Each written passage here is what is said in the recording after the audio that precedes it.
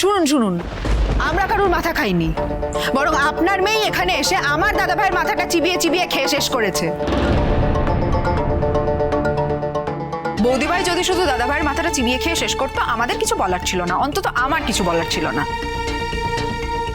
কিন্তু বৌদি ভাই আমার মাকে ক্রমাগত অপমান করেছে, ঠিক যেমনটা এখন আপনি করলেন। আর শুধু মাকেই নয়, আমাকেও অনেক ছোট বড় কথা বলে। আমি আমার পার্সোনাল লাইফে কি করব না করব সেটা নিয়ে তো বৌদি ভাইয়ের কোনো দরকার নেই। আমি এখনো পর্যন্ত আমার দাদার টাকায় খাই না, তাই বৌদি ভাই কোনোভাবেই আমাকে এই কথাগুলো বলতে পারে না। শুনুন, আমার মা খুব ভালো মানুষ, তার মানে এটা নয় যে আমি ভালো মানুষ হওয়ার ঠেকা নিয়েছি। আমার মা সহ্য করে, চুপ করে থাকে, আপনার মেয়ের অপমানের উত্তরে কিচ্ছু বলে না।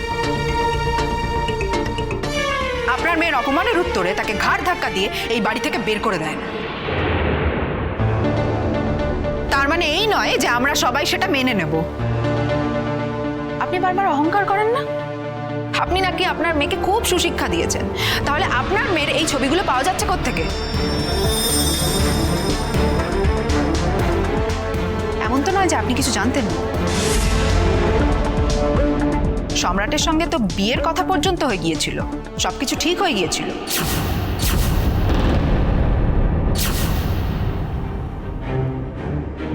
কিন্তু শেষে সম্রাট ল্যাং মেরে চলে যায়, তাই বিয়েটা হয় না। আপনি তো জানতেন সবটা। এসব কি বলছে ও?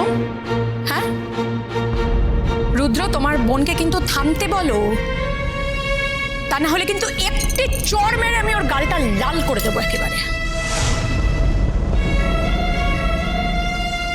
তাই নাকি? ওকে চড় মারতে গেলে আমাকে আগে ফেস করতে হবে আপনাকে। আমার বোনের গায়ে হাত তুলবেন? আমি মরে গেছি নাকি? স্বার্থে ঘা লেগেছে না, অমনি আসল রূপ বেরিয়ে পড়েছে। এতদিন তো খুব মিষ্টি মিষ্টি করে কথা শোনাতেন, এখন একেবারে আপনার ভেতরের রূপটা বেরিয়ে পড়লো না? এত আজে বাজে কথা হচ্ছেই বা কেন? যদিও বিয়ের আগে কারোর সাথে কোনো সম্পর্ক থেকেও থাকে, সে মেয়েরও হতে পারে ছেলেরও হতে পারে, আর সেটা নিয়ে এখন কথা উঠছে কেন? শুধু তো সম্বন্ধ হয়নি, তার সঙ্গে তো বৌদি ভাইয়ের গভীর প্রেমও ছিল।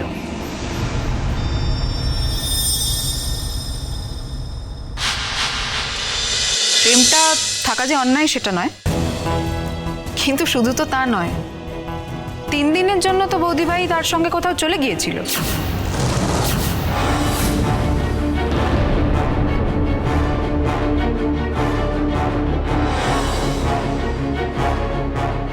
আর শুধু তো তাও নয়, আপনারা তো মেয়েকে খুঁজে পেতে থানা পুলিশ পর্যন্ত করেছিলেন। বলেননি নিশ্চয়ই সে কথা? বৌদি ভাই যদি মেনে নিত যে বিয়ের আগে তার একটা ভুল ছিল, তাহলে কোনো ব্যাপার নয়, তাহলে কিন্তু এতগুলো কথা আসতোই না।